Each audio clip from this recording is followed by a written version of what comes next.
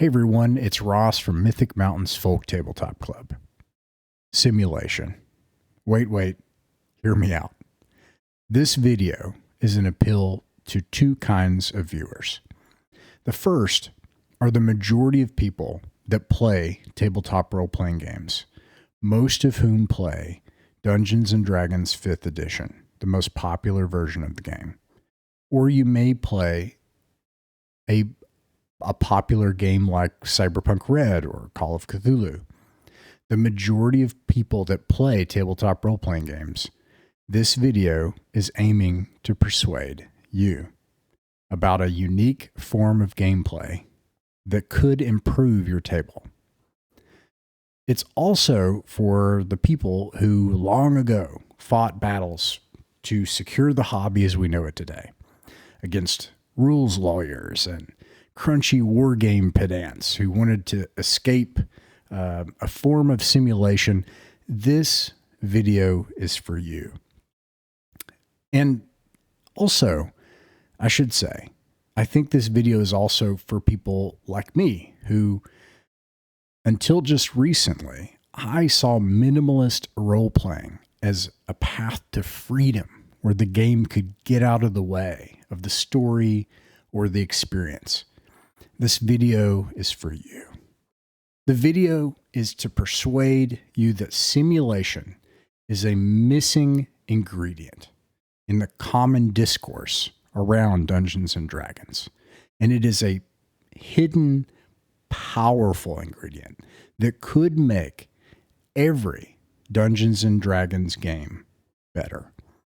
I want to persuade you of the value of an approach championed by Alexander Macris from Autark Games, the creator of Adventure Conquer King and Ascendant, and also games like Advanced Dungeons & Dragons and older, more complex fantasy adventure games, if they were played from the text. Now hang with me, don't leave just yet. The simulation renaissance.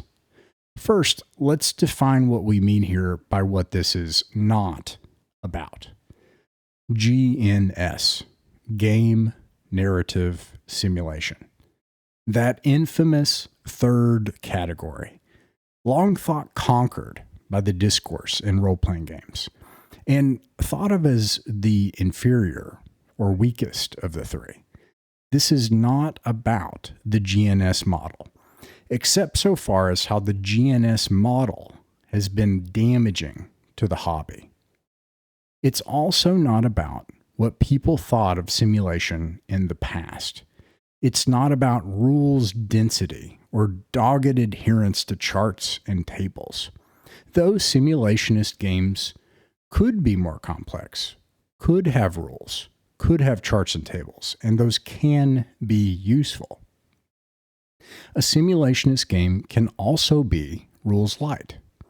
Either way, the old argument with the rules lawyers and people that wanted to argue about historical realism, this is not about that. And lastly, the idea of simulation as it works in video games and simulators, the way we think of it today in modern media. Simulation is still niche, but it's slightly more popular in video games. If you haven't thought much about simulation in tabletop role-playing games, this is probably what you think of when someone says simulation. And it's not about that. A simulationist game is about not fudging the dice, realism, internally consistent worlds, a hands-off approach to challenges. And it's about player agency. And to that end, it's about treating the world like a real place. The goal of simulationist D&D is the appreciation and beauty of the sub-created world, to taste it deeply. And it's an approach which allows people, as players in a game, to experience agency and freedom more than any other approach. D&D is thought of as a reprieve from the real, an entrance into fantasy. And of course it is. But it can also be a challenge, like hiking or climbing a mountain. In fact, just like those two things, it can be both of those things at the same time. You can have a game of D&D that is fun to play as a skill-based thing, a game. You can have an interesting emergent narrative, a narrativist game. And at the same time, it can value a deeply rich, realistic world, at least realistic to that world, something internally consistent. And it can allow you to make choices in it, that is, simulationist. And all three of these things are not dials, which are mutually exclusive, but are complementary flavors to the complete game. It can require a struggle of mind. You may have to learn. You may have to develop skill. It can require greater literacy. It can challenge us. It can challenge our cognitive abilities. D&D can be an escape, but at the same time, it can be a mountain to climb. And there's a lot this could offer the world today, in a time when literacy is dropping, when cognitive skills are declining, and we're losing the roots of fiction, of imagination and wonder. We could invite someone into a fantastical escape, yes, but also a challenge for the mind and the soul. This is a conversation with Alex Macris of Autark Games about the simulation renaissance. I hope you enjoy. Hello, everyone. It's Ross from Mythic Mountains Folk Tabletop Club. Here we talk about folk tabletop games. We also talk about ideas, and we've done a few discussion videos recently. This one I'm really excited about. I've wanted to have this conversation for a long time. Today I have on Alex Macris. He is the founder and publisher of the Escapist magazine. Also Autark, and they've made the Adventurer Conquer King role-playing game, including Imperial Imprint, that is Acts 2 and Ascendant, and others, and a lot of stuff. And also a book titled Arbiter of Worlds. And tonight I wanted to ask you about part of that. Alex, welcome. Thanks for being willing to chat with me. Hey, thanks for having me on the show. Great to be here. And it's tough. I want to talk about all of it. I want to talk about Acts. I want to talk about some of the products. I suppose the good news is, and I don't know if you agree with this, but like your products exemplify the content in Arbiter of Worlds as well. So hopefully everything we're going to talk about tonight, like if you want an example of that, you go to your YouTube channel and you go to Autark and you look at those products, and those would equip somebody to do that. And then Arbiter of Worlds, your book, is it fair to say that is like your manifesto? That is like, hey, this is how I think role-playing games, particularly Dungeons and Dragons type role-playing games, should work?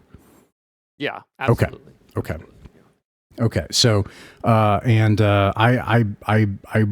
there's a video series. I'll include that in the description as well as a link to Arbiter of Worlds on your website. I would describe, when I read it and I listened to the video series, the impression I got is, first of all, let's put this in the context, not that this couldn't be applied to other games. You've got your superhero game and others as well, but this is Dungeons and Dragons. This is like people playing role-playing games. This is a way of playing role-playing games that most people could do. Like this is big campaigns, very invested people that are dedicated to this big campaign, sandbox, and emphasis on player agency. And then simulation, which is what I want to ask you about. Do I have that right? Yeah, that's fair. Okay. All right. Well, simulation. Yeah. So I started off by looking at the hobby as a type of entertainment in a culture where we have abundant choice in entertainment. So I could go watch a Netflix TV show. I could go to the movie and watch an IMAX film and play a video game. So all these things I can do. Why would I choose to do a tabletop role playing game? And each sort of entertainment pastime offers something different. I said, what is the unique offering of the tabletop role playing game? And I think a lot of people get this wrong because they'll say, oh, it's the ability to hang out with your friends, or it's the ability to enjoy a story, or these things. And that isn't actually what makes them unique, because there's lots of other ways you can hang out with your friends. There's lots of other ways you can enjoy a story. What makes tabletop games unique is the ability to have total player agency. So that is to say, you as the player can make meaningful choices in a world that are not pre-constrained by a choose-your-own-adventure type setup, or the limits of a video game, or the strict narrative of a linear story. It is genuinely open to you to choose, and the game is there to help you resolve those choices. And from that follows this philosophy of simulation, because if the game master is making the world up as he goes along, as is common in like narrative style play, then your choices are illusionary. You think you're making choices, but actually you're not, because the consequences are just being made up on the fly. So which is why I kind of reject that approach. And then likewise, if the game, rather than being simulationist, is very gamist, where it's it doesn't really make internal sense as a world, then again, your choices don't really have the same consequences. Like, you can set up situations where you ought to be able to do certain things that logically follow, and then suddenly it doesn't make sense anymore because, oh, the game said so. And so once I identified what I thought made tabletop games unique, tabletop role-playing games unique, then it followed that this kind of philosophy of simulation was the way to maximize that uniqueness. Awesome. Okay. And I don't think there's anything that we could do better here, like, than what you did. So your video series, Arbiter of Worlds, within that, I think it's like 19 videos. You had 2 videos on simulationism. They are the best content about simulationism on the internet, and what is a kind of a small thing. It doesn't seem like it's, and I kind of want to talk about this, like, why is it that people are so resistant? You talked about this in your videos as well, but I wanted to ask you that because it does seem like, okay, we want to have this meaningful, grand experience with a lot of investment. One thing that we will need is we will need to be able to separate this from the guile or entertainment or performance of a dungeon master, and it's going to have to be something that people can do on their own. And old school adventure games do that in a gamist way. Some simulation. I don't want to kind of go into the whole argument of, was it simulation or not? Right. But their aim was a game, but it had that quality where the treasure, for example, was in the dungeon, and the judge or the referee could step back and say, you'll find it or not. And so it had that quality, and I enjoy that all the time. And people that are into old school games get to enjoy that. And so the conclusion you've came to is that, like, all right, in order to build this, it has to have this internal consistency. Okay. So, my goal here, cause I'll include, a link to the video series. That's going to explain it the best, but very briefly, let's explain it and define it. And then what I would like to do is, like, equip and defend. Like, I would like to equip people with this and defend. Yeah. So, the definition of simulation, like what is, I guess in this GNS term, because you already kind of alluded to that. Like you already were like, okay, there's the game and then there's the simulation. Yeah. Yeah. So in the late 90s, early 2000s, theorists kind of developed different ways of thinking about tabletop role-playing games. A lot of it happened on Usenet and then later on a website called The Forge. And the dominant theory that emerged identified role-playing games as having three components, three types, gamist, narrativist, and simulationist. A closely related model was the gamist, dramatist, simulationist. The different groups spin them differently, but the core categories are fairly clear. A narrativist sees the point of the tabletop role-playing game as the experience of being in or sharing in the telling of a story. And for a long time, they kind of captured the market in terms of the theory crafting.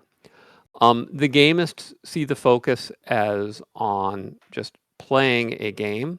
So you're not there to tell a story, and you're not really there to experience a world or to role play in a world. You're there to play a game. And then back to basics. And then the simulationist sees the goal as to experience being in a simulated world or being immersed in a paracosm. And the view of the Forge and of the GNS theorists of the early 2000s was that these are contradictory, that a game is incoherent if it tries to be all three things. So they said, if your goal is to sort of create the feel of being in a story, you should develop a game that does that. And so those became the whole story game movement. And if your focus is on just, game for the sake of a game that focuses on challenge, then you want to lean into something like more of a HeroClix or D&D 4th edition or things like that. And simulation, as this kind of trend developed, kind of got pushed off on its own. So I take a different view. I think that all three are valuable, and that simulation is actually what makes it possible to integrate them. Because simulation begins by defining the paracosm, the fictional world that is being simulated. The game is the mechanics by which you interact with that simulated world. And then the narrativist element comes from the history of the simulated world that you are developing. So the story emerges rather than is being told. And the games I try and create thus try and integrate all three, whereas the competing theory, the Forge theory that you hear about getting talked about, says no, this is not how you should do it. These are separate styles of play. So part of why I would say simulationism hasn't been as successful then, in a sense, is almost that we see ourselves as reconciling three different groups and bringing them together, and so are kind of a bigger tent, whereas the other tents are like, no, you guys don't get to be in our tent. And of course, whenever you put two factions against each other like that, the ones that are trying to be more inclusive can end up seeming like they have fewer adherents because they're less partisan about that. Yeah. Yeah, you have an actual play series. I want to try to keep kind of framing this in terms of like, what's this look like in Dungeons and Dragons and Adventure Conquer King? You have an actual play series called The Grey Brotherhood, which is like your showcase. Like, look, this is what this looks like. And I was watching one today, and I'll tell you the story, the narrative. I'll be a narrativist. You were a narrativist in it because you included different things. There were game elements. You seem to like classical Dungeons and Dragons. Adventure Conquer King is mostly, classical Dungeons and Dragons. And so you're like, all right, we need to do a roll here. This is, for this. And then they had, it begins the episode and they were victorious in a dungeon against some orcs. And I have this situation comes up often, and it's what people love about Dungeons and Dragons is this unexpected emergent quality. And they're in the dungeon, and you make the roll. So the game told you what to do, and then you made the noise, like you made like a noise. You narrated, like, here, this is what's happening. You hear this noise. It was like, and all of a sudden you hear this noise echoing down a corridor this way, and then you use kind of the VTT as a HUD to sort of like bring that feeling even closer, to be like, oh gosh, like what is that? And you said that you hear the clash of sword on shield. This is like, the sound of violence. And so you told a story, a narrative. So that flavor was there. Okay. So it had all three flavors. Like you kind of compare them to flavors. Okay. So this is like a unified theory of GNS as opposed to, okay. And you said in that series, you said that if you could, and I thought this was a pretty strong statement. You said, and I'm kind of paraphrasing because I don't remember exactly, but it was like, if I could do one thing as a game designer, it would be to try to make this change, like to try to actually bring this about, to resurrect or to bring attention to simulation. And its role in this and how these can thread together. And you called it the simulation renaissance. I'm like, all right, we're going to call it a renaissance now. We've got an acronym. That's right. Actually, bring it back. Yeah. All right. So, all right. So simulation renaissance. Okay. The first question I have is, what's the price? Like, what do you, if people are playing Blades in the Dark, by the book or Burning Will, what do you lose? Like, what is it? Because you didn't just say, hey, this is what I like. You were like, no, I want the world to change. I want to actually bring about a change. So in 2070, when we're dead, maybe, and the world is a glorious, like, far future utopia where everyone does simulationist games, what is it that we have gained when we've won? Yeah. This is great. So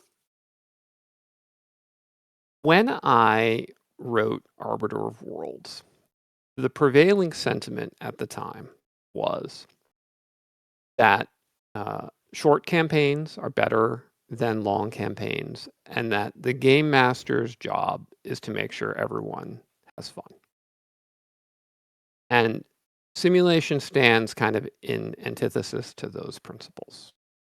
So simulation says, no, it is not the game master's job to make sure that everyone has fun.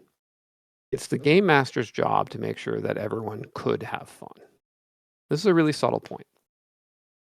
Because if you, quote, try to make sure everyone has fun, then you guarantee that in the long term, the truly greatest experiences that would be available become unavailable.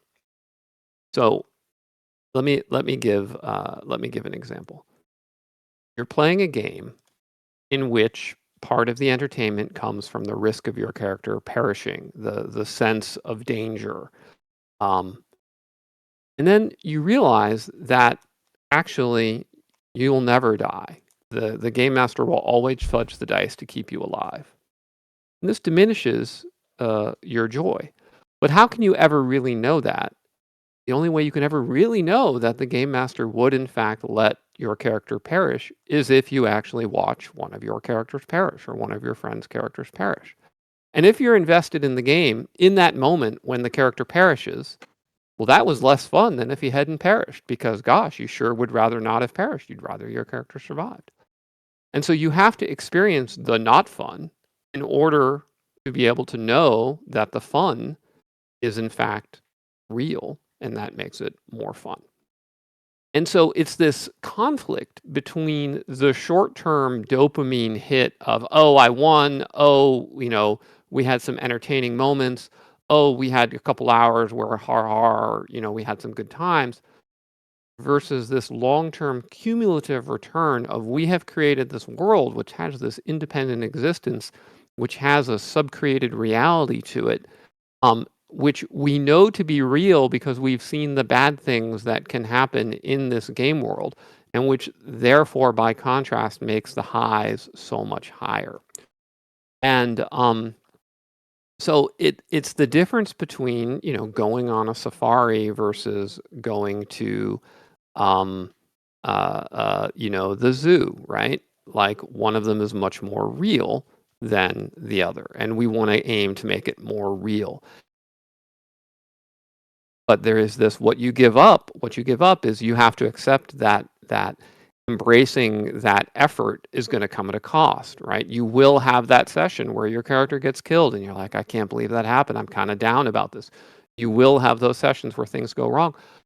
And in a simulation campaign, sometimes you'll have the sessions where not that much happens because at the given moment of that session, your characters were exhausted and their resources were depleted and you just needed to have a session to get your shit together. And that's in contrast to this point of view, like, no, every session, the GM's job is to make sure you have fun. And if your resources are depleted, he should change the game to make sure you have the resources so that this particular session is fun. It's a totally different mindset. And, like, I don't want to stress it too much because I think, plenty of people have a good time with story games. I play story games sometimes and have fun. Plenty of people have good fun with all sorts of different things. But, there are some, you can take heroin and have an amazing time, but over time heroin becomes worse and worse, and that hit becomes less and less pleasurable. And then you can have something where, like, the first time you play chess, you don't really get it at all and it's not fun at all, but then it becomes a lifelong passion and you come to appreciate it more and more. Or classical music, the more you put into it, the more you get out of it. And the hobby that I'm interested in pursuing is that latter, where the more you put into it, the more you get out of it. But it does ask more of you. That's interesting. Okay. Now that's, and I hope I'd like to get back to that later, that, what you're describing is something that requires sweat, or at least a mental sweat, and emotional, maybe I've heard, like, classic cars, like, if I started that tomorrow, I wouldn't know what to do. And I would probably run into dead ends and I'd probably get frustrated and overwhelmed and it would be difficult. I would feel stupid at times. I would feel inadequate and would be, and I would have to try to change. This is a version of Dungeons and Dragons that maybe expects that. Let me know if you don't think this is an example of this, but I like to, every time I get a chance to talk to a designer, I like to mirror back, first of all, thank you for the joy that, because I think we've experienced that joy, and the work you have done. I'm going to tell you what I think it did. Okay. So it was a couple of years ago now that you started releasing the video series. Acts 2 was about to go into Kickstarter, and I had already, there was already some formation of these ideas, but I was starting to watch those videos, and then I ordered the book and I read it, and I ran 2 experiments. And they operated just on a hypothesis. Like, it was just a working hypothesis. So it wasn't just like, all right, this is the right way to do Dungeons and Dragons. We're just going to try it. And one of the things about it was, what if we treated the world like it was real, like a real place? And that's kind of fraught with difficulty, I think, because there are 2 ways to approach that. You could do it from the point of view of the character's eyes, like GURPS. And I think that's maybe what people think of when they think of simulation, let's not go back to that. Or right. You could do it from the eyes of the world, where you don't necessarily become, your character's not like your avatar or something you put on to where you can experience that realness. Well, anyways, we tried these experiments and we've had really good results. And so I've tried to mention them, and there's a lot of resistance. There's a lot of resistance to this idea. And I think what it sounds like a lot, I get this a lot, it's just a game, man. It's not real. It's got unicorns in it, bro. Like, are you seriously going to care about how many pounds your torch is when it's got unicorns? Like, what's wrong? Like, so this is what this looks like. And we're just here to have fun. Like, as long as you're having a good time, in the end, this is what's going to matter, is this, okay. So opposite that, we decided we would accept pain, which is, and I have two. So one blog post I did was called A Tale of Two Sandboxes. I did a BX campaign. It was 14 months. And then we've done a retro clone of original D&D that has now gone on to its 4th or 5th year. That is to say, it doesn't seem like it's ever going to end at this point.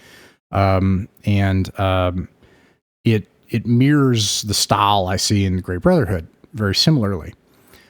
Some things about that. We said, if you, I think in the inventory list is a water skin.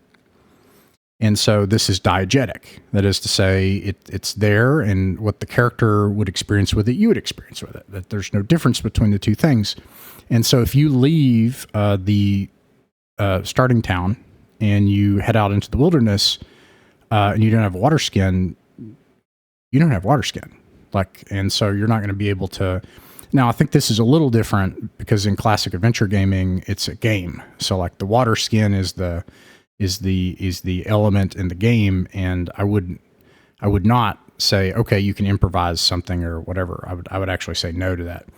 But whatever, not the point. But okay, you didn't get a water skin. Okay, you don't have water. The easier one is like rations. Like, okay, you don't have rations, you don't have it. And what happens is we track time strictly, and it went 1 for 1 with the real world. And they would go on an adventure into the dungeon, and they didn't get treasure. They'd fail. And some people would die, or people would die. The characters would die. We actually had a player die. That's a whole other thing. But having such a meaningful campaign that felt like it was real actually was there for us when there was something that was meaningful, when there was the, hey man, it's about fun, or your friends. Well, having that meaningful campaign mattered. I'll get back to that. But anywho, they lose, they get back, they haven't got treasure, they run out of money. And I repeated this experiment with Classic Traveler, where it's even worse. They start running out of money. And they have bills come up, and then like there's law rolls where they start tracking you down, like because you can't pay your bills. And everyone on the internet told me this is exactly how not to play RPGs. Everyone on the internet has said, don't do this. This is how not to do it. The result was that I can give you my friend Father Chris. His first character, he rolled like all 18s almost. Had this guy with plate mail, got the 3d6 times 10 really high, all the gold, and he dies in the first encounter to a spider. First encounter, and he has this backup character who's a magic user who's like not that great, and that character exists today, and is like approaching name level, and everything in that town almost is something a player has done years ago. When they go in the dungeon, they find marks on the walls where they say, what does this mean? And it was something someone did years ago. And I don't think it's possible to do that if you don't have a world that can hold that. Exactly. Yeah. Yeah. Yeah. Yeah. No, you're right. Exactly. That style of play, people will come out of the woodwork. Interesting. They will get very offended if you say that, your style of play is great, then have no problem at all telling you you're playing wrong. It's quite interesting. But look, it goes back to the point that I said earlier, which is I don't think it's enough to say that, oh man, it's just a game, and it's just to have some fun, because today we have 10 million ways to just have fun, right? Like I can play a video game. I can turn my Xbox on. I've got a Steam box. I've got games on my phone. I've got every movie and every television show and every book ever made in the history of mankind is available on my cell phone, right?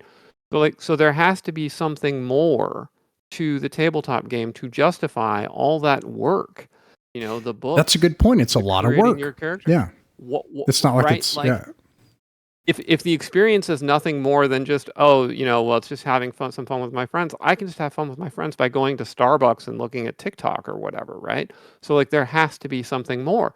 So then, well, what is that something more? And what I concluded is that something more is that experience of the game reality through the player agency. And maybe someone else wants to make an argument that no, the something more is this X other thing, and I'm happy to entertain that. And that's a really interesting conversation. But for me, for looking at the experiences I've had in a life spent playing tabletop games, I mean, I started playing tabletop games when I was like 4 or 5 years old. I was like a child prodigy of tabletop games. Looking at my life playing these games, it has been that experience of agency has been what's been most meaningful for me and for my friends. And that's what I'm an evangelist of. And I think a lot of the people who criticize it and who poop on it have simply never experienced it, right? Because it's kind of like you have to go through the hard work to get there. It's like if you've never run a marathon, you've never experienced the incredible exhilaration of completing a marathon. So if someone tells you like, well, there's no exhilaration at completing a marathon, well, how would you know you've never completed a marathon, right? Yeah. And so that's kind of like the evangelical side where you have to say like, look, you got to run the 26 miles to know what it feels like to finish it, and then you can judge. Yeah. So you said that like in your video, like if there's one thing I can do, it's the simulation renaissance. Yeah. And you were also an expert in video games. You ran The Escapist. So you know about video games in that industry. And in the video game world, and to some extent in the broader tabletop world, I would maybe say simulation is maybe quirky but respected, like at least acknowledged as part of it. Like, for example, I have a friend and I like to play video games with him. We just don't see eye to eye on role-playing games at all. He likes 5th edition Dungeons and Dragons, and I like all these weird other things. And anyways, but when we play video games together, as an example, he likes World of Warcraft. Mostly a comfort food. It does all the things you're saying. It just gives you a fun time. You pay money and it gives you a fun time. I like classic World of Warcraft because it gives you, from his point of view, not a fun time. But I don't think that's actually true. But it's the sense of, hey, look, there's this world and it's just there. And you can do, and good luck. And there's so much satisfaction I draw from that. So he accuses me. He's like, you just like pain. And I was like, you don't get it. You don't get it. For years I said that. And he's like, no. Listen. You like pain. You want to go camping. You want to feel the cold. You want to feel the heat of the fire. You want to actually have to put that together. And you want to go through that. And that brings you joy. You like pain. And I was like, okay, I like pain. And it's like in the video game world, if you like Dwarf Fortress or you like Star Citizen or something, or, something that's going to have some pain, people at worst will say, well, I don't get that, but I can see how I like that. That's worthy of respect. I can see how you get something out of that. But in the pencil and paper role-playing game world, that doesn't exist. So I guess my question is, how is the simulation renaissance going?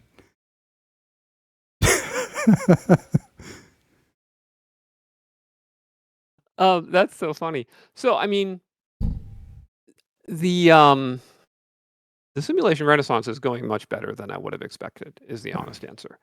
When I started Axe in 2011, our very first Kickstarter, we raised just a bit over $10,000. And Axe 2 raised over $300,000, and my 2 products since have each done over $100,000. And so it's been, an order of magnitude and more increase. And I've now, when I go on X or YouTube, frequently the people that are promoting things like, it's just for fun, and of course the GM should fudge, and of course the GM should, just tell a great story. Like a lot of times they're now on the defensive in a way that 10 years ago I was on the defensive. Yeah. I was the outlier. So I think in many ways, the simulation renaissance is going quite well. With regard to video games, around the same time that story gaming and narrativism took over tabletop games, they also took over video games. If you go back and you look at the early Interesting. MMOs from the late 90s and the very early 2000s, it's as you say, if you go back and you look Right. at those MMOs, they were more simulationist. Go look at Ultima Online, right? In Right. Ultima Online, they had a complete economy with cash flows, inflows, and outflows. They Star had an Wars ecology Galaxies. of Star Wars Galaxies. They had the same, Raph Koster built his whole career on that type of gameplay. And then it all kind of just transformed into these lightweight theme parks, I call them, theme park MMOs, where if you look, for instance, at the original Asheron's Call or the original Ultima Online, they had extensive in-game explanation for what happened when you died. That explained why you respawned as a ghost or came back to life or life stones or whatnot. Nowadays in an MMO, it's just kind of hand waved, like no one. It's just, well, you just come back to life because it wouldn't be fun if you died. You're like, oh, okay, right. So like this just sort of this very different mentality took over. Yeah. Then what we've seen in more recent years within the video game industry is we've started to see some pushback on that. There's a generation of gamers that's actually come out and said, no, I really like simulation. And we've seen like a renaissance of some simulation in the strategy games. We're starting to see it now in some tabletop games.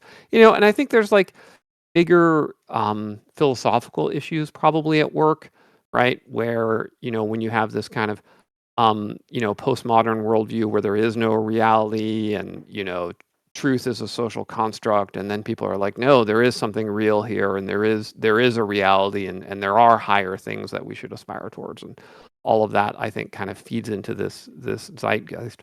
Overall, I think the simulation renaissance is doing much better than I would have hoped when I first started doing games like Axe, over a decade ago. Awesome. Okay. And now this is tough. So I don't know. But I want to try because you've kind of alluded to it a couple times. Let's go there. Let's make the ethical and moral argument. Let's say simulationism dies. Let's say that sense of, subjective, sort of fun. I suppose, can it be conflated with the tyranny of fun? No, that's something else. No, this is, but yeah, that kind of is let's say that's the future. Let's say retail WoW is the future, or theme park MMOs or whatever. I have fun with retail WoW. Me and my friend, we have fun together. I'm not trying to crap on that, but in the tabletop role-playing game world, let's say that's what it looks like 30, 40, 50 years from now. What's the cost there? Like what's like, what do people have to gain if they were to, as you kind of call it, go to the gym in role-playing game terms, like versus not, like if they don't, like what do we have to lose? Yeah. So one of the advantages we have now versus say 15 years ago or 50 years ago when Gary Gygax was working on Dungeons and Dragons is we have a lot better understanding of the body chemistry of pleasure, right? And in a sense, this has become very scary because the media and entertainment companies of the world have figured out how to hack it, right? Like we all talk about dopamine hacking. But essentially, everything around us now in the modern attention economy has been designed to hack our dopamine, okay? In a very shallow way. You get microbursts of dopamine that are set up on a reward schedule for where when you first start to play the game, it gives you a little burst of dopamine and a little bit burst more when you play a little bit more. And then they figured out through careful research that you switch to a variable reward schedule where you get dopamine on variable lengths of time that vary over time, and it hooks you in. And I had a good friend of mine who's a game designer for a AAA studio who told me he has watched his job over the last 20 years has transformed from what he felt like being the creator of worlds to a casino mentality. Casino. Yeah. And that isn't just video games. That is every type of content, right? Like TikTok, as the algorithm has been finely tuned for dopamine. They figured out the exact length of videos, the way to feed them to you, et cetera, to really maximize that dopamine. Social media like Facebook with their algorithm pioneered it, X. But even Netflix streaming, everything now is designed to hook us into this dopamine loop. The thing is, dopamine is a really shallow chemical. You get addicted to it, and then you get numb to it, and then to get the same dopamine high, you need to get more of a dopamine high, okay? So if we're just thinking like body chemistry-wise, right? Like in a really raw level, like just on a raw chemical level, there is so much more to life that can be experienced, right?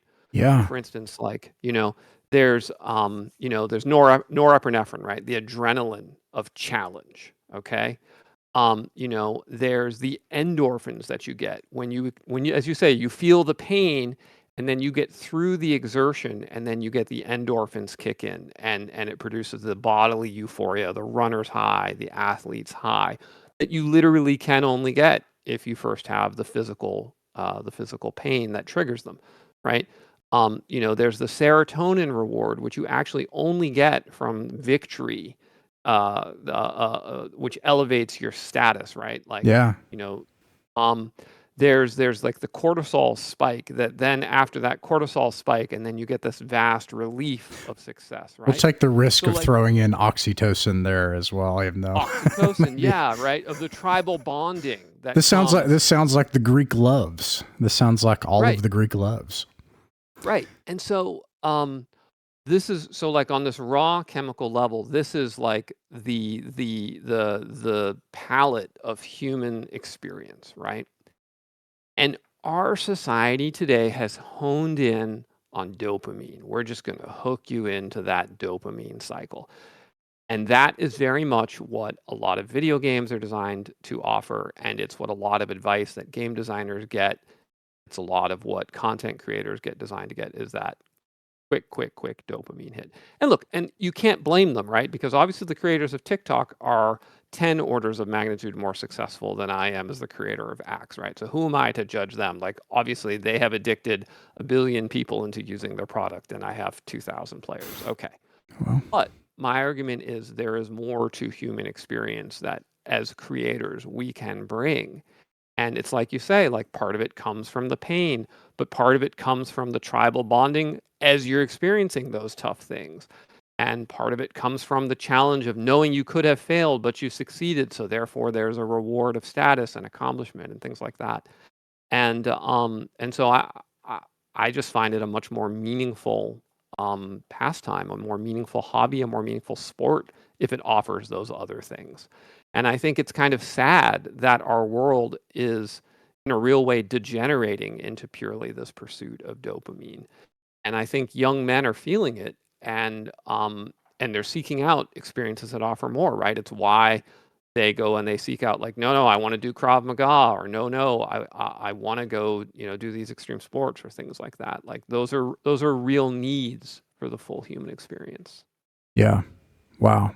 Yeah. Okay. So the reduction of this experience, I don't even want to just call it a hobby, but it makes it is a less human experience. And now let me put on my conspiratorial wizard hat and be crazy for a second. This is not Alex Macris. Okay. So, but is it not so that if people, this is the internet. Okay. So we got to make people angry here. We got to make people angry. This is, if everything has that quality of like immediate like response and trigger and response, like that dopamine type of loop. Doesn't that mean they can control you too? Like, and so there's this connection too, I think, and this is kind of like my whole thing. This is like Mythic Mountains whole thing, is that there's been a very unhealthy relationship with the brand. Like all these different elements, if you kind of take three different elements or hierarchies of how people are organized, you have the big part of the hierarchy, maybe the nobility, which is like Wizards of the Coast or whatever.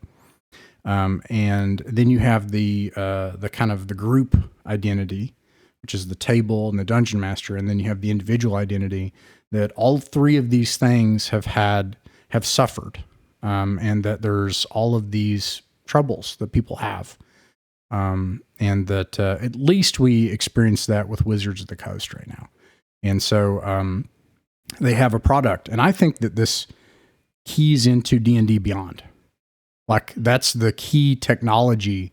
I've started coming to this conclusion that if we had a D&D Beyond that was not held by Wizards of the Coast, that would be the key thing. That's the what would people call that? The I don't know, the key technology. And yet people are stuck. They're like controlled by this. And look, I ran 5e for 5 or 6 years. I'm also not like, if you run 5e, that's great, especially now that it's in CC and everything, like, that's fine. But this is a negative relationship with people that can provide these things. It's a negative relationship with, the people that you would play these things with. And I'm going to put on my tinfoil hat on one last thing. So this is not Alex Macris, but this is kind of a 5e thing, but it's bigger than that. It's not usually when people talk about these, they talk about just like the systems, which I think is very uninteresting. I think that more like the social technology of the system is more interesting. When I played 5e as a player for the first time, I had this effect where I was drawn into the character and its progression and its features in such a way that I came into conflict with my friend. And I think it's hard to deny that that is not a natural thing that happens a lot. And that's an anti-pattern and a negative feedback loop in role-playing games. I think that's pretty common. And I guess this is one thing that's hard to sell, is the idea that the underlying systems on which we operate, the hill that you're climbing, has an impact on you. And maybe people don't want to hear that.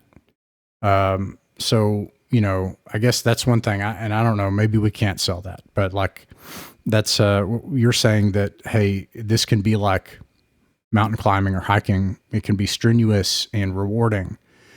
But that requires a mountain. And, right. And I don't know, that's something I have to point to some things and say, that's not a mountain. And so I don't know. And I don't know how to have that conversation. Well, you know, I think it's worth noting, you know, one man's hill is another man's mountain, right? Okay. So That's true. that's true. I did a TEDx talk, 13 years ago now on this. And this actually, the research I did for this TEDx talk was really influential on me, because I went into it, at the time I was running The Escapist. I was a video game executive, and I wanted to push back on this notion that our content was making us dumber. I wanted to be like, no, actually it's making us smarter. And so that was like the premise of the talk I wanted to give. But when I did the research, I was really shocked to discover that I was like, actually, no, something has gone really wrong. That was that TED talk you did. Wow. Okay. Wow. Yeah. It's like our content is actually making us dumber in some ways. And so here's what I discovered. This is really fascinating. When we read, we tend to read for pleasure at about 2 reading grades below the level of what challenges us. So let's say we read at the 12th grade level. Interesting. A person who reads for pleasure will tend to read at the 10th grade level. I guess that makes sense. Right. And however, if you want to become a better reader, the way to become a better reader is to read at your level or above. So you should be reading 12th or 13th grade level. Okay. And like all skills, skills can improve and skills can degenerate over time.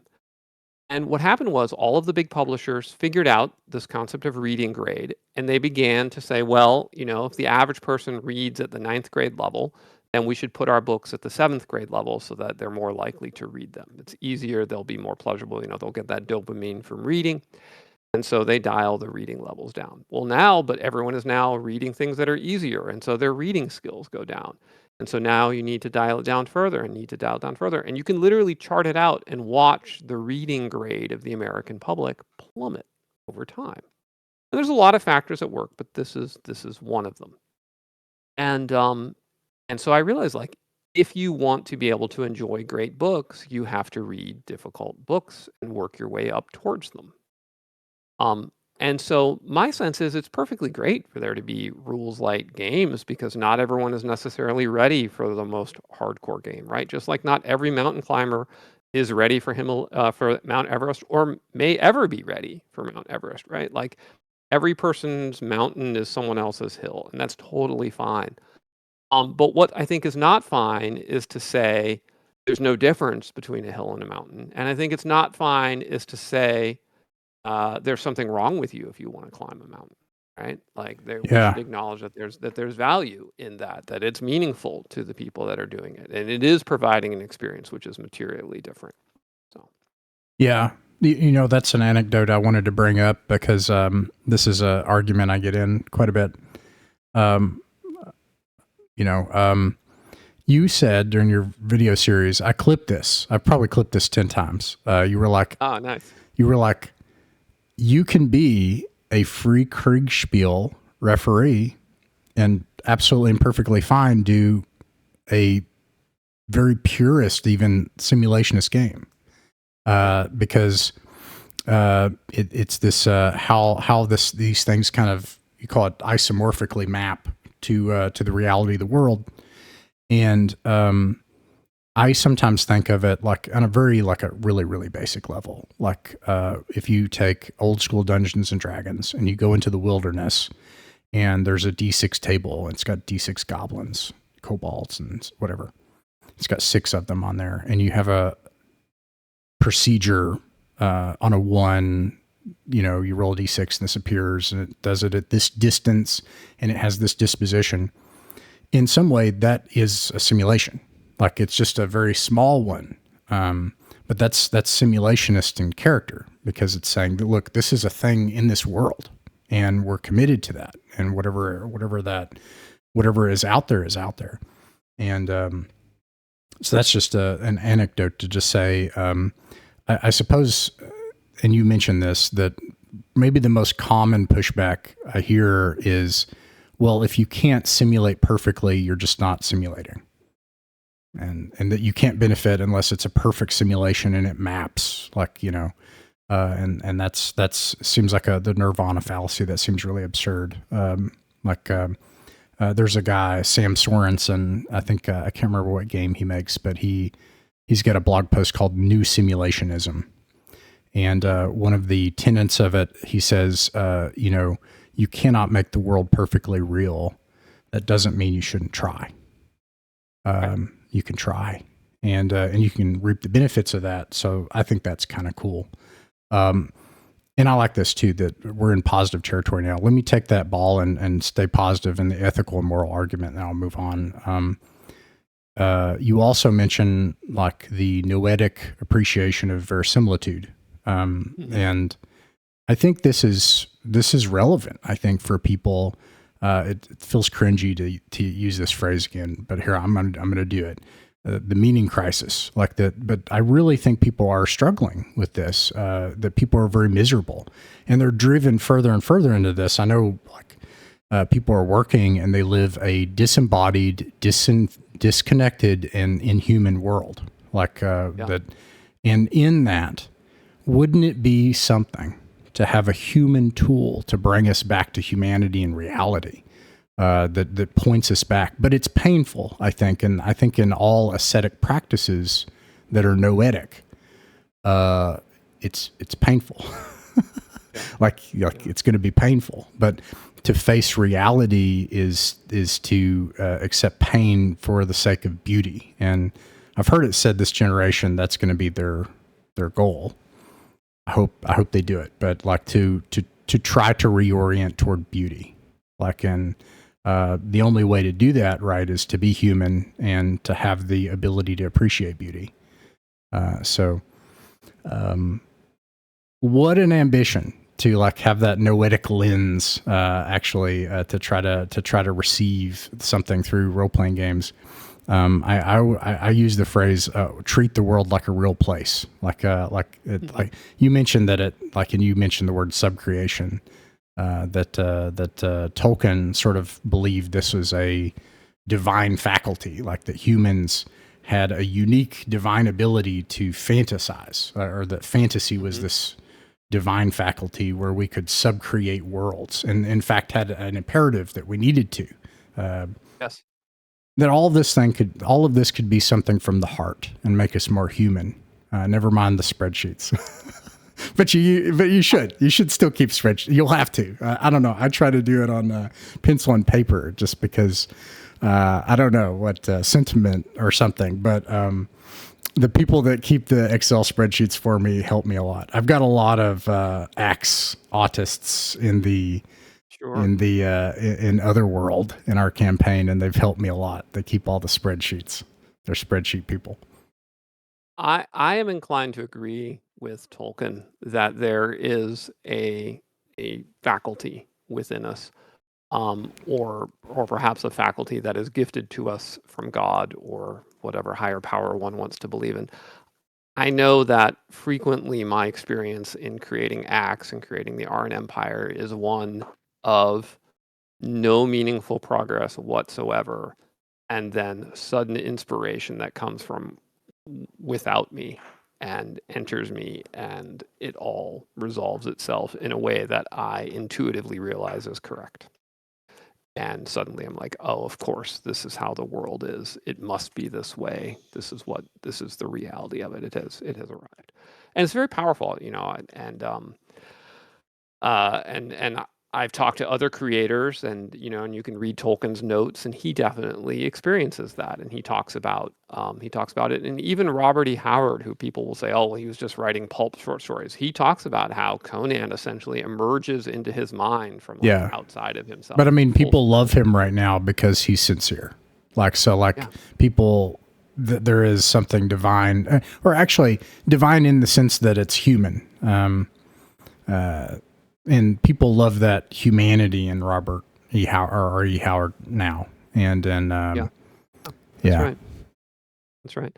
So in terms of like the noetic appreciation of verisimilitude, the example I used in my YouTube video was of watching Oliver Stone's Alexander.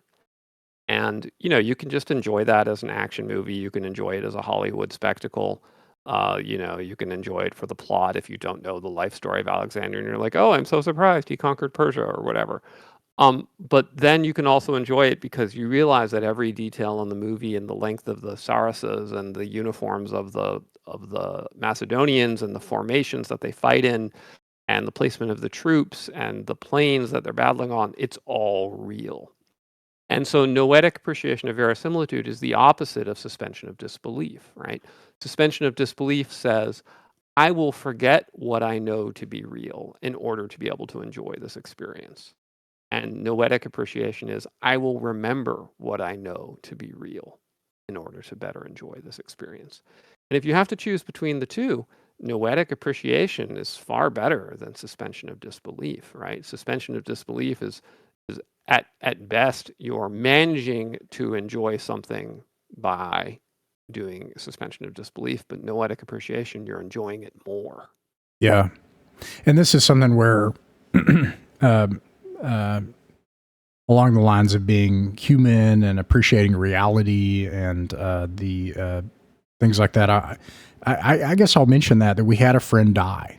So we were doing this campaign partly inspired by your book and video series. Others also had some similar principles that were helpful, but that was a video series I'd went over several times. And we had committed to this challenging form of gameplay. And I had this friend who had multiple sclerosis, and he was mostly he was mostly completely immobile, and so he lived online. Okay, and we were meeting weekly, and it's tough, but I think this is the and look, everybody's different, so I'm not trying to tell anybody what to do. But this is another thing that comes up. Like, he and I almost kind of like argued sometimes, but like he was so manly, like John was, that he never like fought with me or disrespected me or something. I would present a challenge. I wouldn't back down. I would just present the world and the rules. I would just present it, and I wouldn't fudge dice, and I would just, and he engaged with this, and he won, and he became this powerful character under those circumstances, or at least his character became powerful.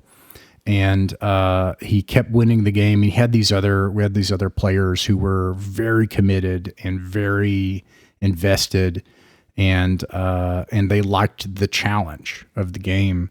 And then they also liked the sense of like, if I make a choice, I get the benefit of that choice. If that's a choice to not cover a exit out of a dungeon and not actually know my way out, and to allow monsters to come around and not think about where monsters can come from, that's a choice. And I think this is something I think comes up is like, what is agency?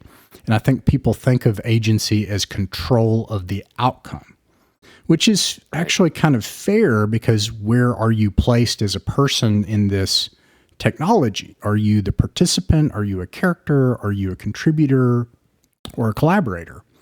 And so like, if any of that is in question, then that changes. Well, anyways, but in Dungeons and Dragons, you're not a collaborator. Actually, like the dungeon master has the world and everything. Okay. Right. So they liked this because they felt, my friend, Father Chris says, everything I have done here has mattered and been remembered. Yeah. And it was on that basis that, like, after all of these difficult grinds, we had a winter time, and I let winter come, and I used a weather table with like temperature and, and weather fronts and all this stuff. And they almost died from that, like after everything, from something stupid like this, and they make it through that, and they get on the other side. And then there are these hobgoblins that are like killing people and taking prisoners, and they form an army and they march it overland. And there's this climactic battle where like they get to the gates of the hobgoblin fortress, and John dies that night. And because it took 2 sessions, because like what we did is we sort of freeze time when it's wilderness travel. Mm-hmm. It's like 1 for 1 if you come back from the dungeon, but if you're on wilderness exploration, just like in the book 3 of original D&D. And so like we froze there before the battle was going to start. And then we're going to come back next week. And John, the night before, messages and says, I'm going to spend time with my dad. And that's his last message. And then he dies the next day. And then we talk like, all right, guys, are we going to meet? Like, what are we going to do? Right. And here's the thing. That campaign could not have carried the friendship that we had. It did. The mountain, as it were, if I could turn that into a metaphor versus the hill, the mountain helped support and create the friendships. And right. Obviously this is true, right? Like I was in the army, like you cannot become a closer friend or love a person more than to be in those circumstances. That is like the love. There is no stronger love than that, than to have somebody that you depend on that much. And so when you have the mountain to suffer on, you become friends, and we became friends. And so, but also it helped to support the circumstance of this tremendously difficult thing and his cleric is there, and we play it out. And, John's character gets to be a hero, but naturally, like it's not contrived. Yeah. I just think it would have been a lot less meaningful if it had been contrived. Yeah. Not to say, again, nothing could have made that okay. All right. That's not the point. But it sure helped to have a meaningful campaign so that's something. Okay. That's pretty heavy. That's heavy. But this stuff happens.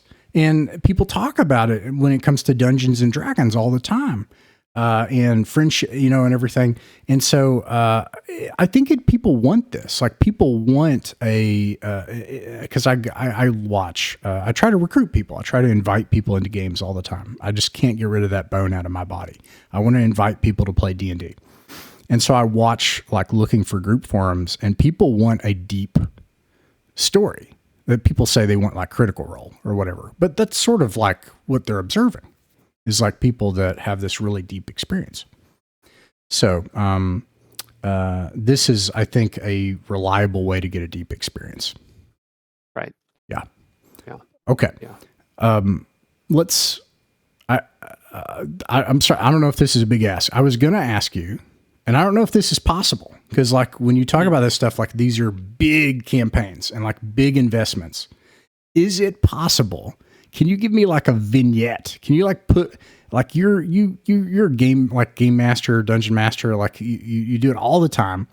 Can you like take a selection and put me and someone watching this in that position where I have to make that choice? I don't know if that's possible. I was going to ask if like give me a vignette of this style versus like in Dungeons and Dragons, as it were. I don't know if that's possible, but I was going to ask. Of simulation style play? Yes, to where like yeah. I mean, it's difficult because as I said, a lot of it comes from playing over time in a world with objective rules. And I think if you just watch someone doing it, it can be very difficult to tell the difference between. Maybe like, well, they died to that spider, and you're like, well, that sucks. Like, no, you got to watch like the 12 months of it for that to matter. Yeah, I wish I had an easy way to just demonstrate what it's like, but it's something that takes investment, and it tends to be results in longer sessions and things like that. I mean, honestly, it sounds like you've experienced it really profoundly with the campaigns you've run in a way that I think demonstrates better than anything I could in a brief vignette with you. Well, there's the Grey Brotherhood video series, so I'll include a link to that. It's 32 sessions of about 3 or 4 hours. Yeah, we've got a lot more. We just haven't uploaded them. My brother's been having a lot of overtime at work and some family stuff he has to deal with, so he just hasn't had a chance to upload them. But we have at least another 10, 20 sessions worth of gameplay that the group has done. Let me actually go back and I'll give an example. I don't know if this counts as a vignette. But, no, that's great. Yeah. Yeah, do that. At The Escapist, I once ran a campaign that went like this. I said, hey, we're going to have, as a team building exercise, we're going to have a campaign. And so the campaign was this. All right, literally, everyone, you're gathered in this very room at this very moment. And on social media, a report has just come in on your mobile phone that there has been an explosion at this pharmaceutical research company in Research Triangle Park, which was located. It was a real company, and it was located 2 miles away from our offices.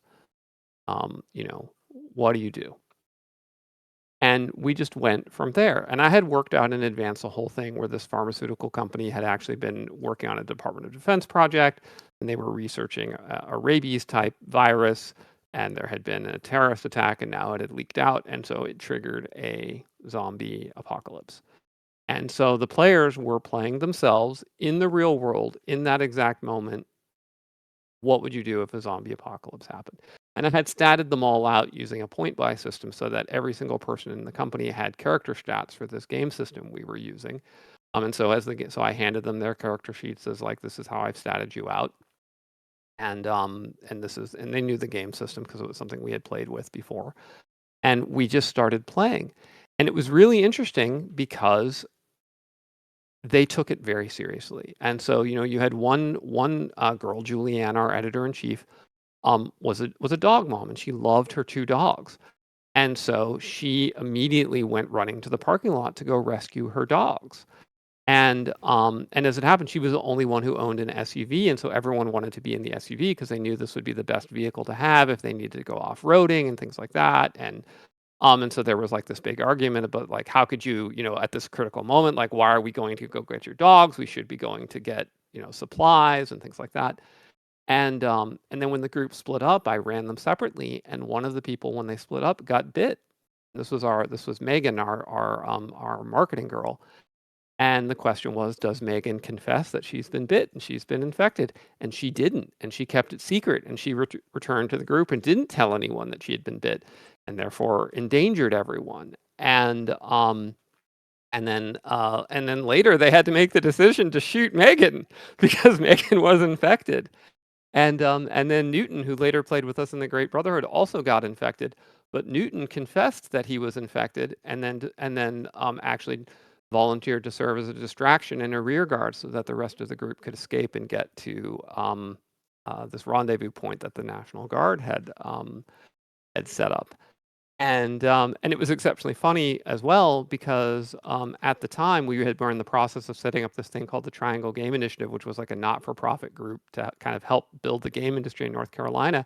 And Newton had been involved in it, and so he actually had met the governor and the governor's son, and they were like, "No, Newton, we need you with us because you know the governor." And he's like, "No, I've been infected," And it was actually really powerful to see how seriously they took it, and because it was them with their friends right there in the moment, like the noetic appreciation of the verisimilitude was really high, and and people definitely were giving a little bit of squint eye to Megan after that, be like, wow, she was willing to betray us and lie about getting bitten. And, and people really were like, wow, Newton was willing to lay down his life for his friends. And people joked for months afterwards that Julianne was willing to risk everyone to save her dogs. And she was like, well, I like my dogs more than I like you.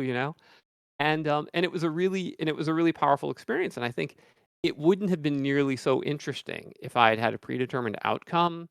Yep. Or if it had been, oh, well, everybody's going to live and, so don't worry about getting bit, we'll just re-roll and fudge that or whatever. Right. And so that would be an example of what I mean when I say like, you can get these experiences that can only really arise if you take the world seriously and you have it as an objective thing. And I had done the homework to create all that. I wasn't making it up as I went along. There were real things happening that they had to figure out, and they could have all just been killed by zombies depending on their decisions. Well, even like one little element of that was just like such a perfect example is the SUV, and every part of that requires this is an actual model of vehicle. This is like in a specific place. It's not just wherever you want it to be. It's not, no. This is the SUV, and every element of that. Yeah, that is awesome. I love that. You know what that makes me realize? I think, all right, this is my pitch, the simulation renaissance. All right, here's how I think this is Adventure Conqueror King is the products, which I want to ask you about in a second, but that's the big thing is I think people can pick that up and read it and play it. And then it's like, oh, wow, like that's the real thing. But as far as role-playing games, but pencil and paper simulations, this is what makes me realize. And this solves the GNS conundrum, like you said, but they already know this. So I've been reading Chris Ingles' handbook for Matrix games. Right. Mm-hmm. So like, oh, really? Okay. Yeah. And so like they put on stuff for Department of Defense officials and Ministry of Defense and stuff like that.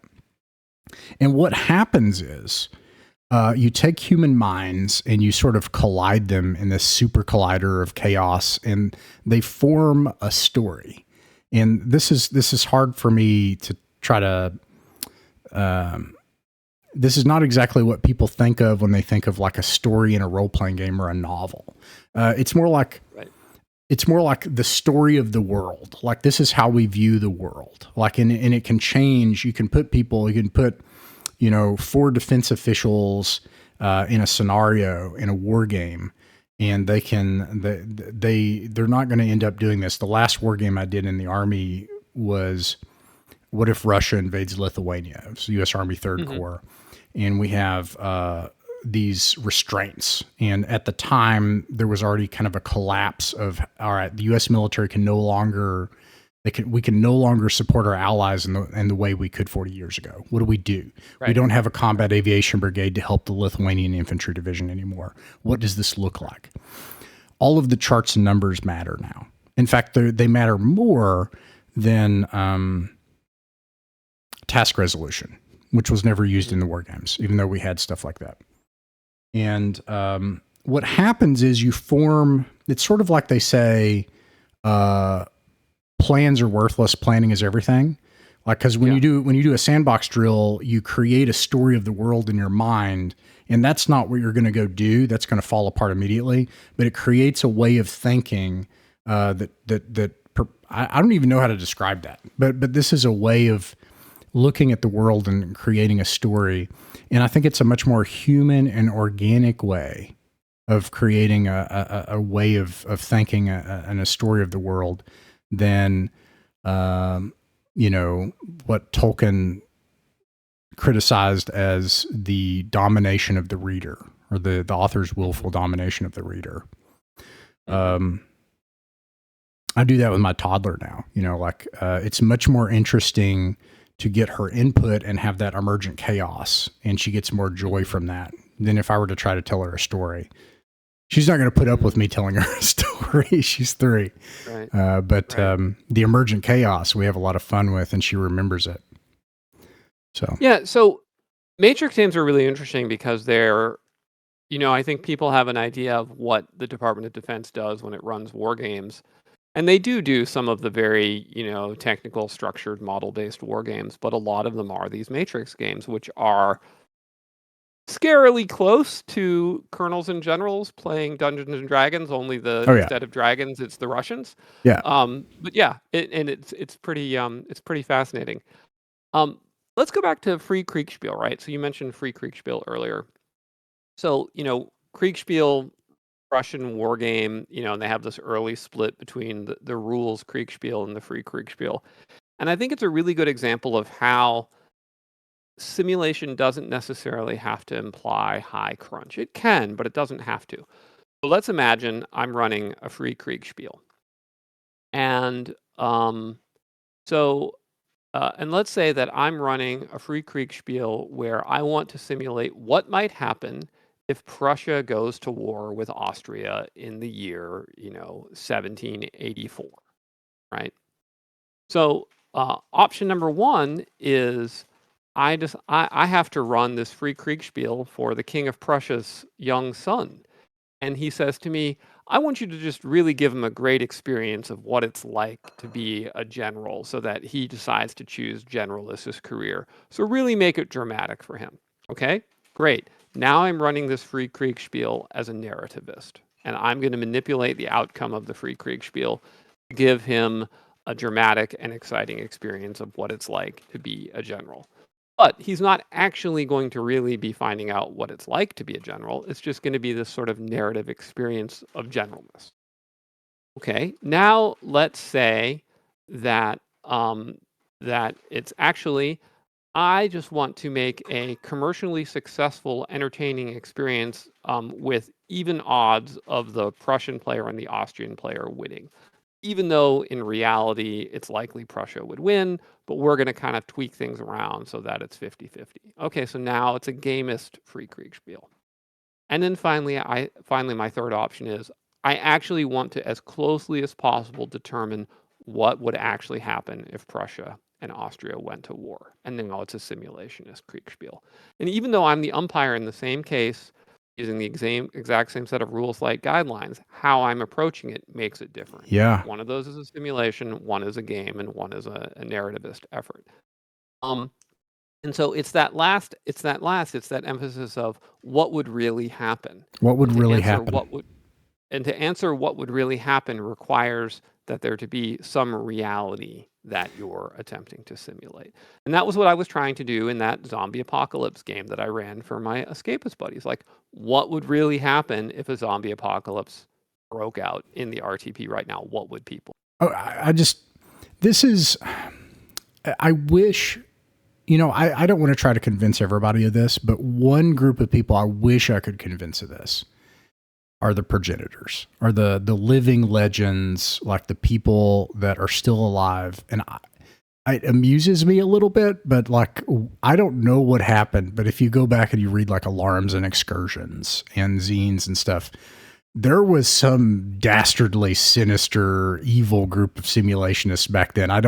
They're called by name as the simulationists, and like they were hated, and I don't know who they were. I've always sort of assumed that they were like Avalon Hill diehards that like wanted the numbers. But here's the thing. What I want to propose, and maybe I'm wrong, is that this is speaking past one another. And that's really unfortunate because I think you nailed it. Like, this is about reality. That's what this is. It's not about charts. And an example I'd give of this is, so I'm a pilot, right? And I was doing upgrade training on the Embraer, and we had an engineer in the class. He dropped out. He was in his 50s. It's harder to learn when you're like in your late 40s, 50s, 60s and stuff. It gets harder. But it was a way of thinking. So we would have like a lot of the stuff in being a pilot is about putting stuff in the hindbrain that happens automatically without a lot of like the prefrontal cortex where it's like actively trying to do something. And he couldn't do it. He had to use that front part of the mind. And so like with every part of like a pre-flight flow, you're going to press like, I don't know, 100, 120 buttons. And you cannot actively think about, all right, well, I know that this hydraulic system connects here, and I know that this is turning on here, and you can't be an engineer. Like you gotta turn that off. And an example I give of this, and I feel like I run into this all the time when people think it's absurd. Like people are like, you can't do simulation in role-playing games. And then I run it on my channel and they're like, oh, that was so entertaining. How did you come up with that? What is that? Like people brag on me and I'm like, I just did the rules of the game and I presented it and I did what the world, you called it adductive reasoning or apophenia. Like I did that part and I did the rules and I presented it. I exercise like no artistic talent here, but people think I am. Well, anyways,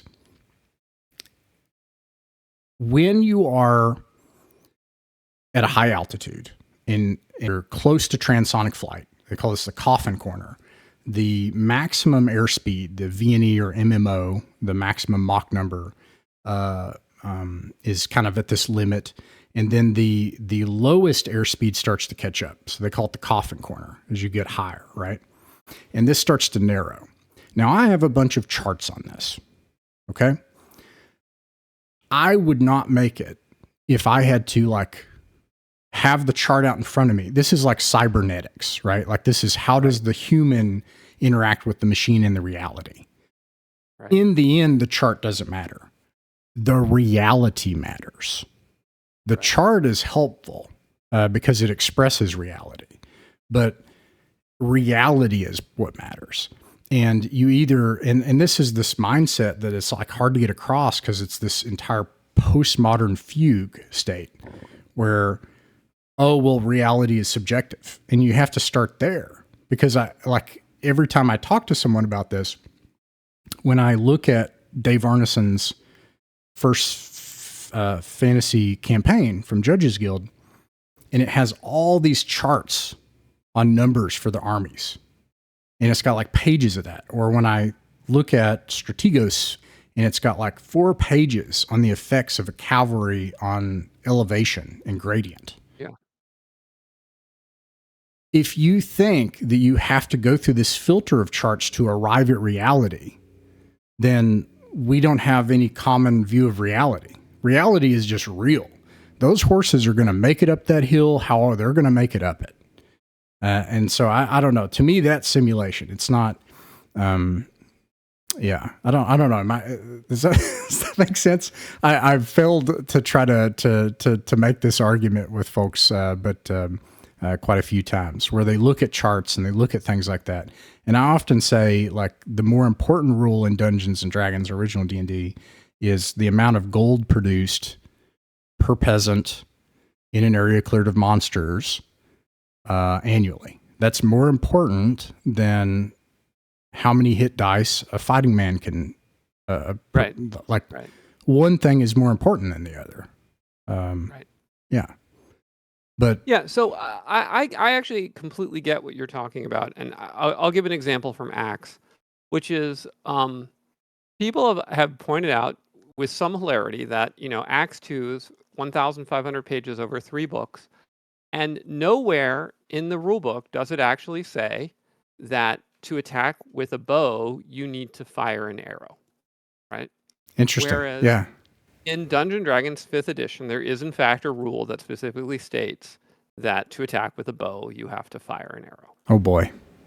But Axe does have, very specific rules about the productivity of a peasant farming a field using, a crop rotation system, or the speed benefit that can be gained from being on a mud road in rainy conditions, right? And it's like, Alex, how could you be such a nincompoop that you would have all these rules and you would miss something so blaringly obvious? And the answer is, it's not that I missed it. It's that I don't write rules for things that are blaringly obvious, right? The point of all those tables and charts is my belief that the game master is going to be called to simulate things that he personally himself doesn't necessarily know the answer to. And so he needs those charts to fill in the gaps of his knowledge of reality.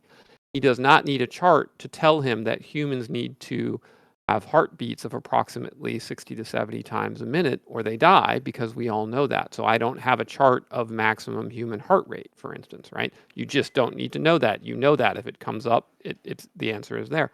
But most people actually don't probably know how fast an ancient galley could go when sailing at a broad reach against the wind, right? They don't know that. So I have a chart for that. And so I think the closer you are to the real world in the exact moment and the player, right? Like the player being himself right now, you can be almost absolutely rules light. And then the more esoteric it gets, the more charts you need. But what you also discover is that as you play in that game world more and more and more and more, you need to refer to the charts less and less and less and less, because the players come to know it, right? So when I was first starting my Pirates campaign that I'm running using Axe 2, the players were absolutely baffled, and they had to look at the chart and they had to figure out, like, all right, well, what direction should we orient our ship if the wind is coming from this direction? And I don't know how any of this works, and it's all very confusing.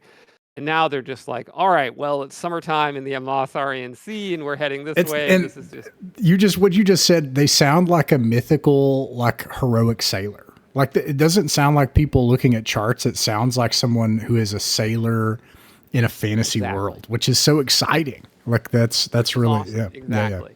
Yeah. And I literally got to watch them make that transition from thinking like, okay, I don't understand, and I need to look at the chart, to now knowing like, well, this is the weather pattern, and in the winter the winds reverse, and et cetera. And it was like really awesome to watch.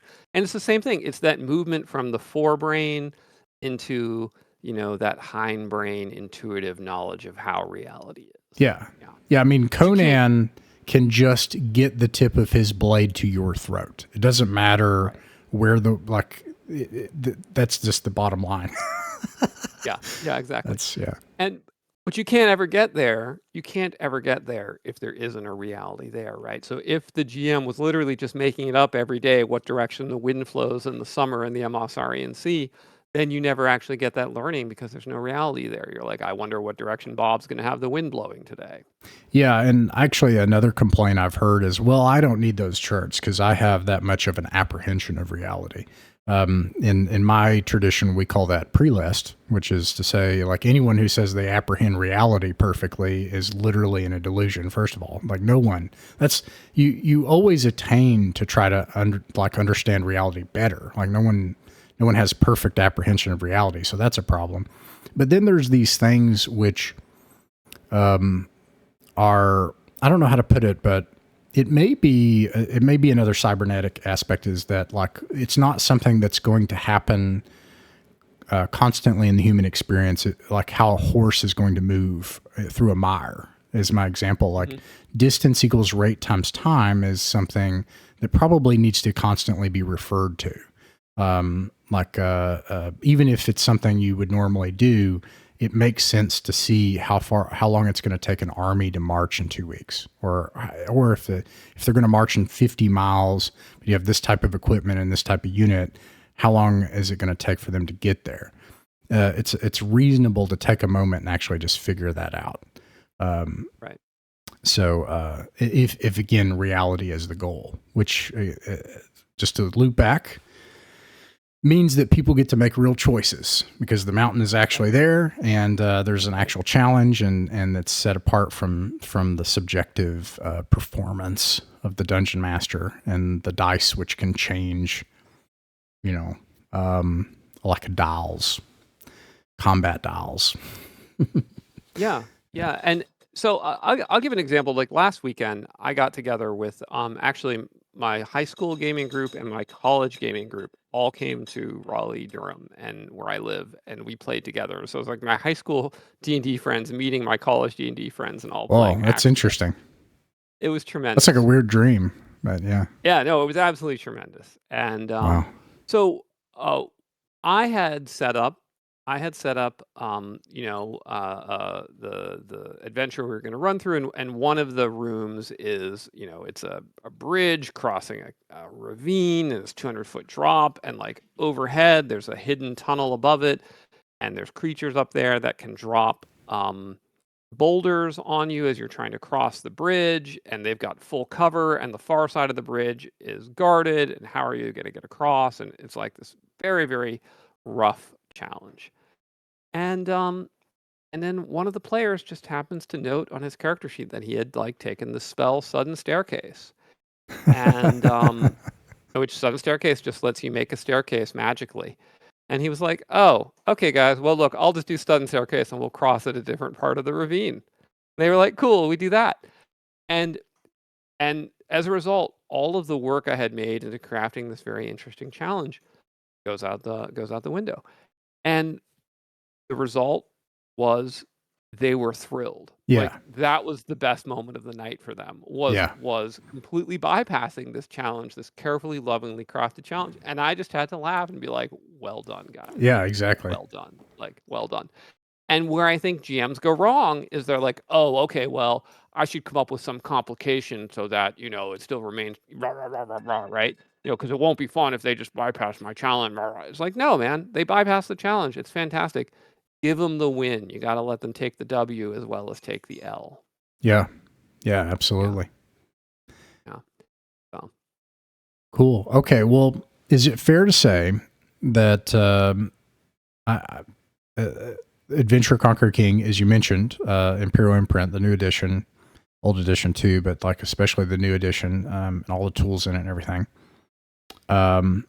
Ascendant, these are like, if you take the book and read it, like the Judge's Journal, it's going to guide you into this form of play. It has advice. It's also going to, like, the tools will, and the game itself will lend itself in that direction. So like if you just take the game and you just run it, read it and run it, you're going to kind of aim toward this, what we're talking about. This, I certainly hope so. I took a lot of the text of Arbiter of Worlds and I adapted it and I put it into the Judge's Journal, as well as some of the writing from my Substack and my YouTube videos. And I really, and so the whole opening of the Judge's Journal is an explanation of how I see as the fundamentals. And every aspect of Axe has really been designed with this approach in mind. That said, every person comes to a game with their own, backstory and knowledge and theory. And, on the Discord, we frequently entertain questions from players who have encountered certain rules and they interpret them in different ways. So no, I gave it my best try to evangelize that style of play and make the game a manifesto of that style of play. But it's a complex hobby, and I think, as with all things in tabletop role playing games, there's a culture of play, and it becomes easier the more immersed you are in that culture of play as well.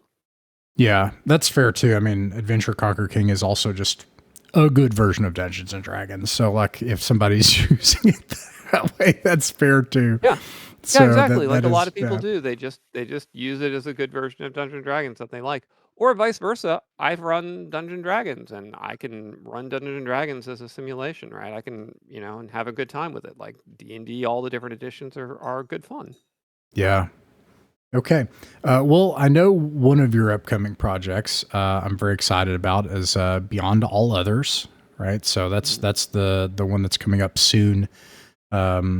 This is and I didn't have the previous one, by the Sacks. I didn't have that one, so I haven't had one of these like sort of implied setting or within the setting of acts, kind of like guidebooks and lore books. So I don't know what to expect, but I back that. I'm really excited about it. It's about elves, right? Yep. And then you do have the previous one as well, by the Sacks. What else is coming up? What else is coming up with Autark? Yeah, so we've got for Ascendant, we've got Ascendant Power Overwhelming, which is going to be the next source book for the Ascendant superhero line. And then I'm working on a short fiction anthology called Annals of the Arran Empire, with a number of different fantasy authors that are submitting stories for that. The John C. Wright, the best-selling fantasy writer, is sort of the tentpole author in that book. So that should be exciting. And then I'm working on a pirates supplement for Axe. Wow. To allow you to do naval combat and naval exploration, even more so than the rules already do. So there's a lot of stuff in the works. But right now, before all others, the Elf source book is getting the majority of my time. That's proven to be a very challenging book to write, because people have very strong opinions about elves that are not always in alignment. And it's I would say one of the hardest books I've ever had to write.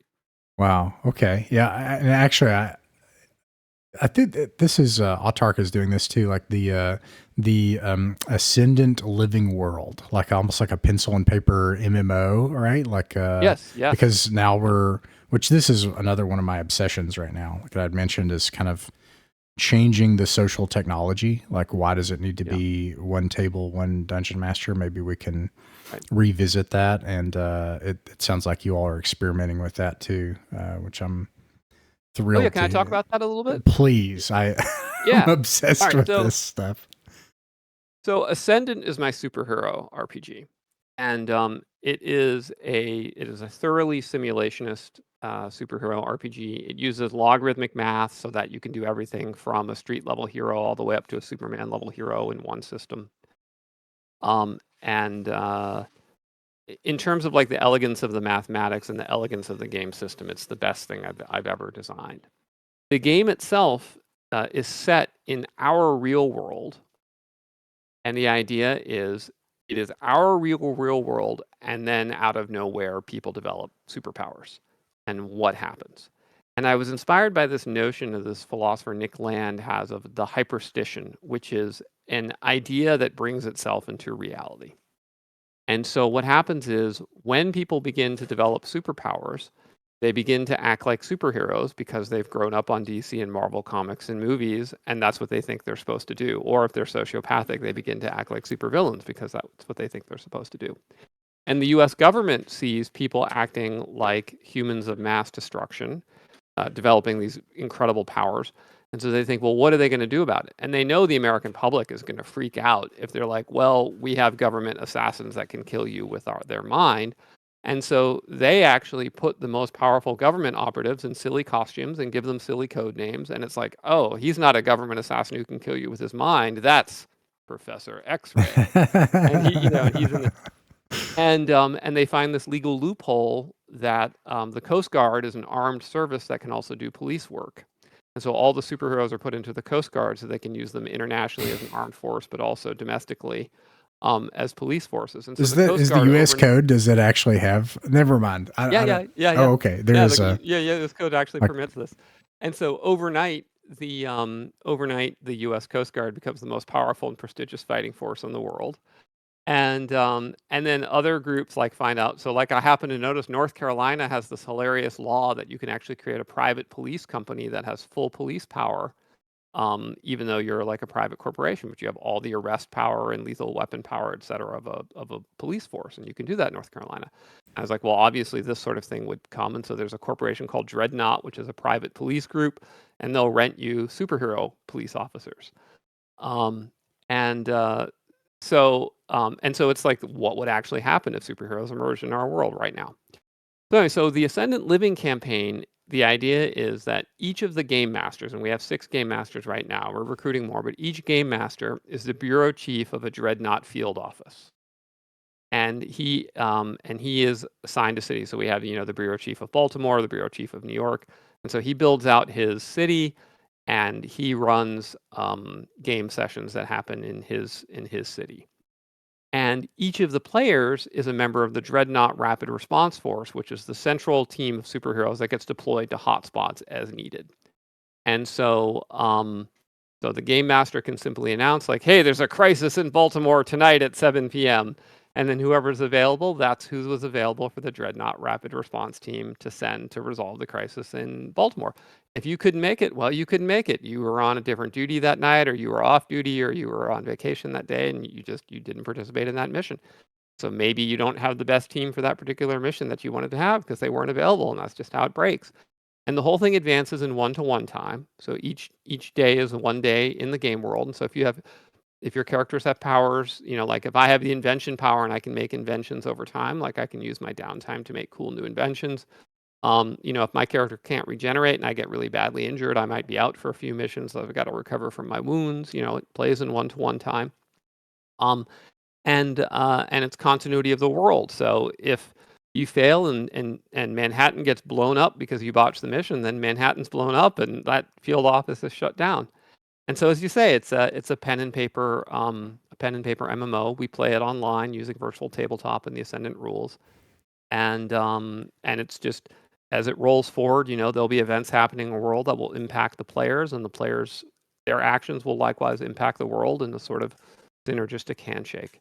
So it's our first time doing a living campaign in the Outart community, but so far it's going swimmingly well. We've already had our first 2 sessions. We've got 2 more happening in the days ahead, and people seem to be really into it. I am so thrilled to hear this. One of my upcoming discussion videos like this is with John McGowan, and I'm obsessed with this concept because I've been a beneficiary. I've benefited from this living world kind of model, and I'll put my tinfoil hat back on for a second. So again, this is just me. There are a few kind of, by my observations, there have been kind of these toss the ring into the fire moments in the hobby history. And one of them I think was the RPGA and Living Greyhawk. And I think the moment, one of the moments before the Forge that slew simulation was, so I kind of call this character facing design versus world facing design. And so I'll say you have a character facing game if you can know most of the game just by understanding the character sheet. Like if you take a character sheet and you know the game from it, that's a character facing game, like Dungeons and Dragons 5th edition. A world facing game, the character sheet might tell you almost nothing about the world, or it may only be purely diegetic like Classic Traveler, which I call world facing. And I think something that happened with RPGA and Living Greyhawk is they made the decision, it was part of that kind of elusive shift, where they said the character is going to be the part that matters. And that was the defeat. That was the failure. If they had said, sorry, your character is not the part that matters. It's this entire experience. It's the living Greyhawk itself that's going to matter. Right. Then I think that was another thing that helped kill what we're describing. And so I'm thrilled to see these social technology experiments where people are saying, what if we return to these kind of arrangements, so like living worlds and large groups of people and stuff. And I mean, the technology to enable this is coming so fast. Like, why not? Why are we not doing this? Especially if our goal is an ambitious living world with consequences. Then I almost kind of question if we really need the technology of 3 or 4 friends, 4 hours a week, once a week, and one dungeon master. I think we can have something more ambitious than that. So anyways, that's okay. Tinfoil hat off. I'm just thrilled by this experiment that y'all are doing. So yeah, I mean, the reason to make it player focused, I think, for the RPGA was, you had a limited number of adventures, you had a limited number of volunteer GMs, and all of the play was happening at conventions. And so yeah, there was the entire tournament scene and conventions and stuff like that. Yeah, so I think given what they had available to them, they were really doing the best they could to try and make it work. And certainly, what they did with like Living Greyhawk was, I think, much better and more immersive than what followed with Adventures League. Certainly, right? Which is even more character focused, and the world was even less present. It's interesting. Even today, MMOs have not really. Have never really gone back to true living worlds, right? Like most MMOs today are highly instanced, so every single player gets to be the player who kills the Dark Lord, and every single player gets to be the player who hurls the One Ring into the volcano. I'm the chosen one. No, I'm the chosen one. Yeah. Wow. With like very rare exceptions, like EVE Online, for instance. The way EVE Online is set up. Would you say that's a good example of the kind of simulation, the goal that you're talking about, like EVE Online? Yeah, EVE Online is definitely an intense simulationist RPG, and you can see in how seriously people take that and the consequences. They'll talk about like, wow, like an actual $1 million worth of spaceships got blown up tonight. Like that's pretty intense. Yeah. Yeah. I think EVE is a great example, and Ultima Online in its day was a great example. The Darktide server on Asheron's Call at one time was pretty intense like that. Like there's definitely been some. I mean, like, you said they're doing the best they could, but I mean, on the other hand, Donald Featherstone, Tony Bath, like Arneson, I don't know, they were doing large social groups of 50, 100 people, like involved in a clubhouse. And so the technology was there and it was a living world. And what happened? And I think there were a few things that happened, but the world did become less important, though, it seems. Yeah, for sure. And reality also became less important. So, okay. Well, Alex, I am so just thankful for this conversation. I'm also, I'm just not just me, but also the players in Mythic Mountains are really thankful for the work you've put into things that's brought us a lot of joy. People are big fans of Axe, and they've benefited a lot from its use in Mythic Mountains. So thanks a lot for talking. And it was, it's great. It's my absolute pleasure to come on. It's been a great. We did a really deep dive. Yeah. All right. Well, thanks. Mythic Mountains RPG is a private online play club that focuses on folk RPGs. Folk RPGs are the games that belong to all of us. They're what actually happens at a table between friends. It's their voice that has the authority on what is fun and what works for them. Weekly, we upload our games to allow others to sit in with us. The channel isn't monetized. We don't own the artwork, music, software, or games shown in these actual plays, and you can find links to their authors in the description. Like, subscribe, and share if you wish, or don't. Just like games in person, you're welcome to pull up a chair, sit in, and watch some of our games. No performances, no fancy equipment, just regular people playing folk pencil and paper role-playing games and having a good time. We hope these games will prove a source of enjoyment to anyone just wanting to listen in, anyone looking for examples of how actual groups run and play folk RPGs, and most importantly, if you haven't found your group yet, you're welcome here at ours.